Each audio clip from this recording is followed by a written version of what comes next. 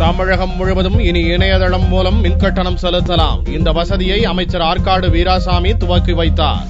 தமிழ்நாடு மின் உற்பத்தி மற்றும் பகிர்மான கழகத்தின் தாழ்வழுத்த மின் நுகர்வோர்கள் மற்றும் உயர்வழுத்த மின் நுகர்வோர்கள் தங்களின் மின் கட்டணத்தை இணையதளம் மற்றும் மின்னணு கணக்கு சேவையின் மூலம் செலுத்தும் வசதி துவக்கி வைக்கப்பட்டுள்ளது.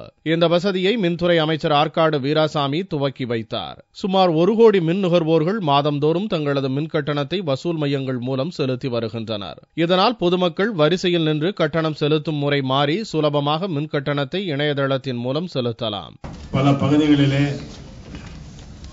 நீண்ட வரிசையிலே நின்று மணிக்கணக்கிலே பணம் செலுத்தக்கூடியவர்கள் நேரத்தை வீணாக்கி கொண்டிருக்கின்ற காரணத்தால் இன்று தமிழ்நாட்டிலே உள்ள மூலை முடுக்கெல்லாம் அனைத்து பகுதிகளிலேயும் இணையதளத்தின் மூலம் மின் கட்டணம் செலுத்தக்கூடிய வசதியை ஏற்படுத்தி இருக்கின்றோம்.